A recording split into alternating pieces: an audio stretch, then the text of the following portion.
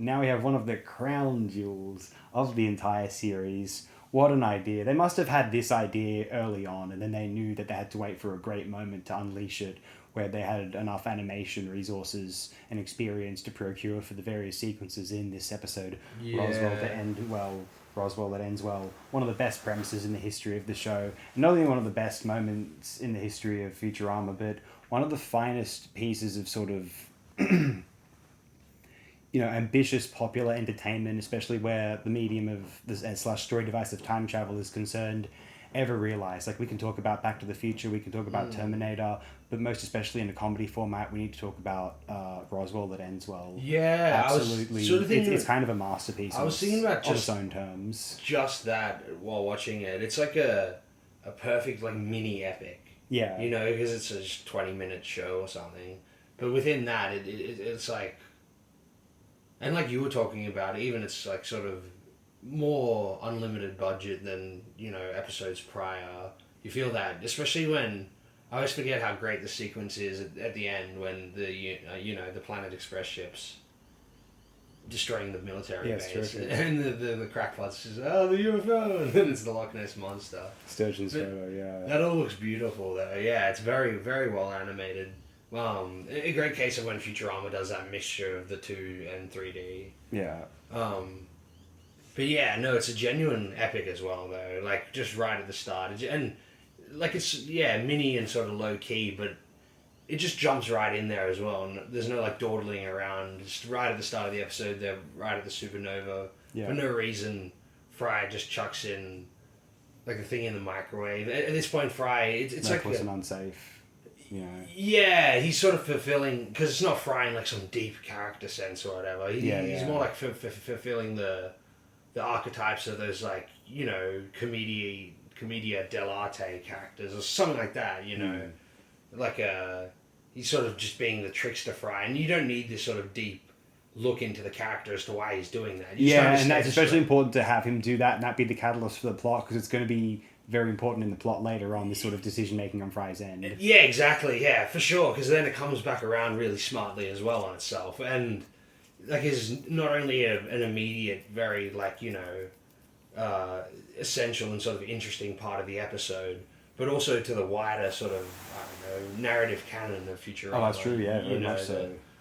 With the brains and whatnot, the brain spawn, and, if they don't know what I'm talking about, it's the infamous grandfather paradox when, Fry becomes his own grandfather. Yeah, which is so he lacks the delta brainwave. Yeah, it's in the further lore.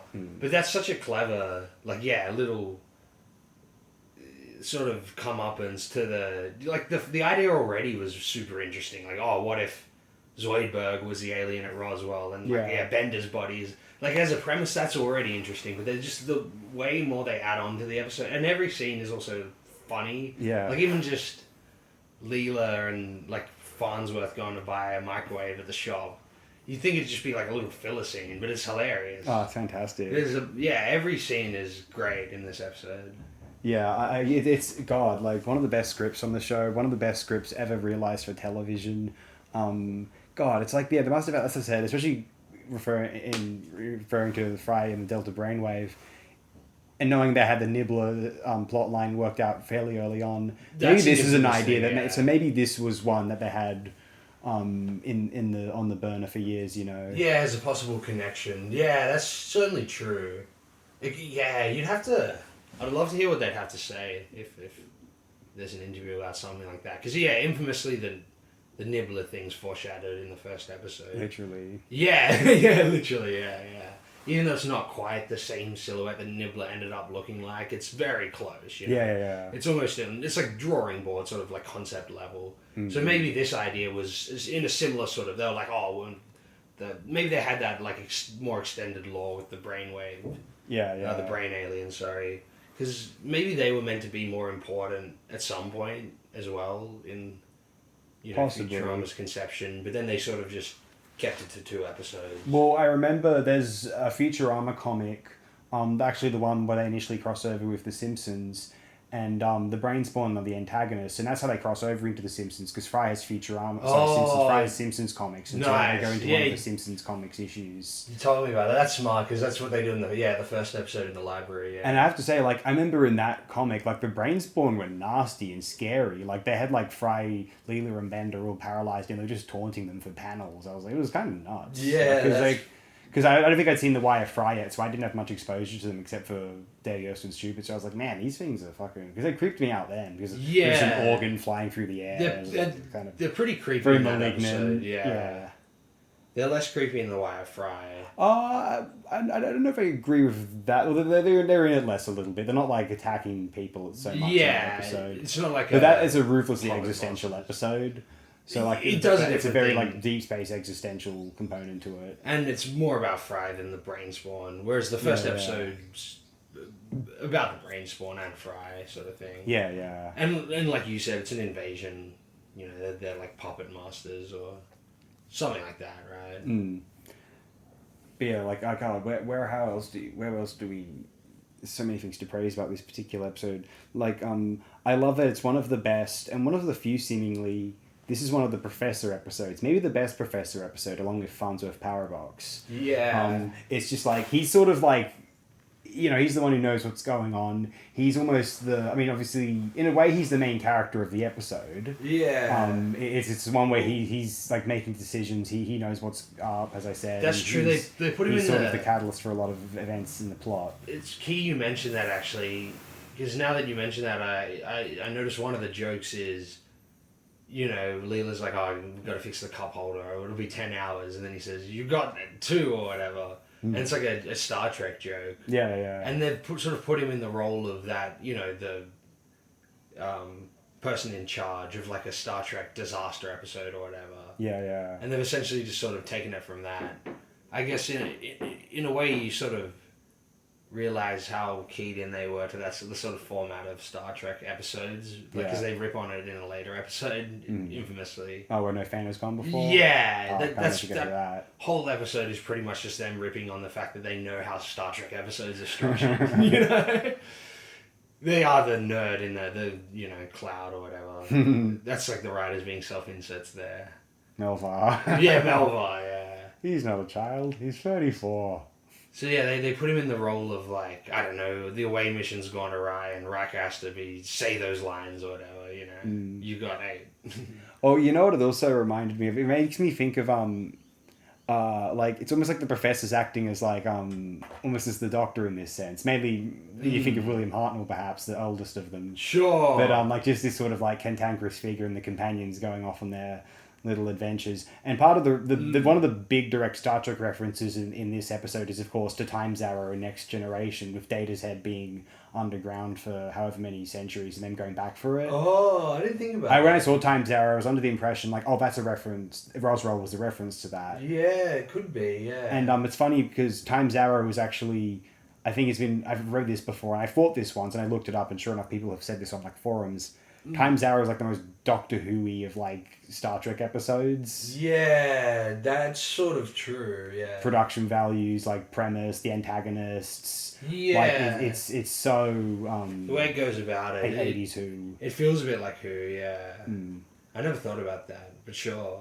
And, and to reference that series again, Roswell and Enzor, it's like this amazing, beautiful, like, you know, the series realizing all of its potentials in this, like, sort of singular time travel based comedy episode. It's also, like, rather smart in the way that it delivers it all, even if some of it doesn't quite make sense. So I'll compare it to you know, Doctor Who's City of Death. Also at a point where, like, you know, a bit later in the show, but then, you know, some writers had come together, namely David Fisher and then Douglas Adams, sort of devising this, like, ingenious, magnificent time travel plot, which, you know, again, as I said recently on the channel, and I've said this about Roswell Lenzel also, like, one of the finest moments of, like, popular entertainment, you know, not condescending the audience, you know, and making them laugh while it's, like, engaging them on this, like, sort of mind-bending time travel exercise. I mean, it's just absolutely, it's some of the grandest moments in the history of popular entertainment at all, and, like, generations to come will be focusing on programs such as Roswell it ends on. And I like to think City of Death as well, especially these kids who are weaned on things like Rick and Morty. Go back and see a classier rendition of those sort of tales. Yeah. The masters like Adams at work, you know. I don't think Rick and Morty would have ever even seen the horizon of this episode. You know, No, not even close. Yeah, in its quality, no, yeah, no, for sure. Yeah, like I didn't realize how much of just like a mini epic this is. It's cool as well because it's epic, but within the space of, it's not like 300 verses of Homer or something. You know, Sure. it's just 20 minutes and you can catch it on TV, and yet somehow it sort of fulfills the same sort of like visceral and intellectual impact. You know, Yeah, it's sort of cool like that. It's marvelous, and like I remember watching it when I was young, and I couldn't believe it. I just thought it was just bewildering, and I'd never really heard of the Roswell thing before, but it was still fairly impactful. And obviously, I found out about it at some point. No, because here's the other thing: is my dad was watching it with me. I had the DVD, and he was really really taken by it. He thought the grandfather thing was a bit rude. I didn't quite get it yet. I was that young, you understand. Yeah. And then but no, he mentioned to me like there was a thing like, oh, there's Roswell's a place where an alleged UFO crash happened. I was like, oh, okay. Yeah. It's just really fascinating. So it's just, so I think as I mentioned to you when we were watching it just before, I think it's the first time I saw a nuclear bomb test in popular media. Okay. Obviously I saw Crystal Skull at the cinema, so there was that. Yeah. But yeah, earlier exposure would have been Roswell at Enswell, actually. Yeah, well, one of the masterpieces of the show. I'd almost I don't know if I'd recommend it. It's a great episode in theory to show to new people who aren't familiar with the program, because it just demonstrates all of the strengths in one little bundle. Although I like the idea of, as happened with me and those who watch the show in chronological order of release, not broadcast order because that's kind of messed up actually, but DVD order, let's say. Production order. Yeah, there you go. Roswell and Enswell is almost best experienced, I think, as, you experience the show and then you realise how much more good ideas they still had saving for later, kind of cooking and then unleashing and realising how much more you have to look forward to all the sort of this end of the first 4 seasons. Whereas like with Doctor Who and City of Death, I would recommend that to people not familiar with the show wanting to get a taste of what the classic program was like at its best, because it's accessible, it's funny, it's not too serious, it doesn't rely on the alien antagonist is sort of infamously something gawkish, she looks like a cabbage, but aside from that, that's kind of the charm you learn to accept and appreciate it. That's an interesting idea though, because this is like, once again, a top 10 of the show for me for sure, but like you said, you wouldn't show it to someone if they're like, oh, it's a really good episode of this show. And being a season 1 stan, I wouldn't even choose one of those. Oh, wow. You know what I'd probably choose is the Parabox episode. Wow. Yeah, nice. that seems like it'd be a good one to show someone who hasn't seen the show. Yeah. I don't know, because it's just sort of adventurous, but it's also got bits of the characters, but then you see the variations of the characters, so you get to know them really quickly. And it's just such an interesting premise that goes into like all the different. Yeah. That's what I'd probably. What would I show them from the first season? I think I'd show them like My Three Sons, maybe. That's a good one as well. Yeah. And or When Aliens Attack, and from the second season, Poplars maybe. Poplars was another good choice. Maybe maybe not. No, maybe Lesser of Two Evils, maybe. And then season 3, like God, there's some good ones in season 3. But yeah, because it's difficult because like they're all like good starting off points in a way, but sometimes you want to expose someone to like a light and the easy episode. Even something like I Dated a Robot would be perfect. Yeah. That was my exposure, but not in a different way. I saw the sort of scary to me at that age portion at the end where there's all the Lucy Lubots trying to beat everyone up. Parasite's Lost was a good first one as well. Interesting. Yeah. And other good first ones might be season 4 is a bit late, so like it's kind of difficult because you get some spoilers as well if the episode features Leela's parents. But Fans of Parabox is a good one. That's an interesting one because that's one of my big favorites as well. I mentioned it before as like a Professor episode, and one of the most potently sci-fi concepts of the show. Just the idea of like the parallel universes and being introduced to that idea was just amazing. Yeah. And maybe, like, that's a good way to also convert, like, Rick and Morty fans. You're like, oh, here's their version of it, it's better. Yeah, yeah. No, yeah, I feel like Rick and Morty always had, like, the very sort of, like, theory concept ideas of what they were going to do with all these things in a very sort of, like, stoner conversation sense, or, like, sort of Reddit posts riffing sort of sense, where they were trying to, like, out-ha-ha each other. But then, like, they don't remove themselves from sort of the snarky. They don't do anything imaginative with it, I think. I think it's all just for the sake of snarky and sort of like masturbatory sort of like self-appreciation. Yeah, you can tell that because whenever they try to go serious mode or whatever, like it's very like sentimental and at its most like septic. It's like it's the sort of sentimentality that makes you feel sick. So yeah, it's almost the opposite of what it's meant to be. That very millennial era, like too much self-esteem, like no self-criticism. The show that sort of embodies that most in my mind is BoJack Horseman. Oh sure. Yeah, that's pretty much the whole, like, just sort of attitude. Well, not attitude of the show even. It's just that whole like that's the only mode the show goes in. Yeah. It only exists at that speed. It's kind of terrible. It's like a malaise or something, you know. Yeah. Yeah, I mean, Futurama's not only better than all of those shows, but like, as I keep saying, like, there's not many shows I like more than Futurama. I would argue, like, it's the greatest show of all time. And, like, I would love to know, like what are the 5 shows that people will soonest, like, throw at me? They're like, oh, The Simpsons. Okay, The Simpsons is one thing. That's fine. Breaking Bad. Breaking Bad's crummy. I'm not even going to get into that. Yeah. Hill Street Blues. I'm not into this, like, cop drama stuff. I can't be bothered. Yeah. I really can't. Like, I'm sure it's fine on its own terms, but I just don't care for watching that sort of thing. The Wire. Fuck The Wire, like, America's boring. Like, it's just such, like, you know, like, American liberal, like, pat yourself on the back and, like, you know, on concepts and ideas and politics that everyone with, like, brain cells and a moral core believes in. You know what I mean? It's just, like, you're really, like, proving yourself righteous by, like, disagreeing with fucking fanatical, crazy American Republicans. Like, yeah, good on you guys. Like, what a standard. When Kevin Spacey was, like, the president in some show. Yeah, House of That Cards. looked like the worst show. Oh, horrid. It's based off of an English show, which has some cred. Oh, really? I like UK TV, to be fair. And, like, a lot of their comedies were really strong. But, you know, like, you know, even though I appreciate Doctor Who, like, I mean, there's a long stretches of that show. And, like, Futurama was a classic 4-season sort of purity with, like, even when there were weak episodes, they were also watchable. And there's just so much less corridor chasing, captures, escapes, that sort of thing. Yeah. I mean, Doctor Who was good. It was amazing. It's a bit like Scooby-Doo sometimes. It can be.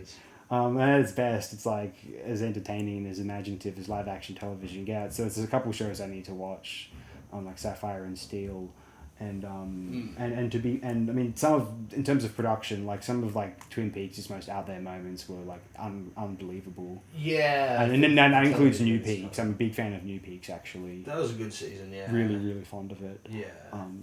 But as someone who sort of gets a bit impatient with old Peaks at times, I was very fond of New Peaks. But anyway, Old Peaks falls off a cliff. Well, also just like the reception, like the sort of cutesy nature, like the stuff that was meant to be seemingly ironic about Twin Peaks, people seem to embrace in the online community. Yeah. And I was just like, you people sicken me, get away from me. How do I file a restraining order against these fucking people? Point, for sure, yeah.